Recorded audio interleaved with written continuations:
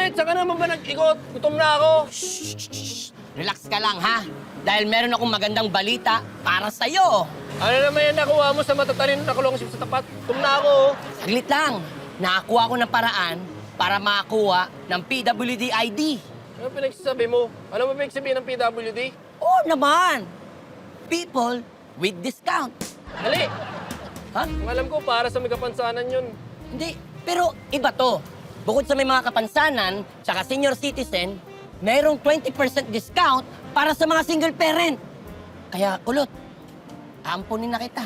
Ano pinagsasabi mo dyan? Ha? Akala mo madali mag-ampon? Saka na natin problemahan yung problema na yan. Ang isipin natin ngayon, yung malaking discount sa grocery. Grocery! Hindi man tayo nag-grocery, wala man tayong pera eh. Isipin mo, malaki na yung discount natin sa mga gamot. Hindi man tayo bumibili ng gamot eh. Hindi man tayo tinatabla ng sakit. Pati bayad sa aeroplano, tsaka bayad mo sa hotel. Malaki din yung discount. Ano ba, ulit? Ha? Wala nga tayong pera sa mo gagamitin yung discount. Grabe ka naman. Oo nga, no? Akala ko pa naman. Kung meron magiging single parent sa atin, dapat ako. Ikaw? Ikaw mag-aampon sa akin? Oo. Bakit? Mas matangkad ako sa'yo eh. Grabe ka. Ayoko nga.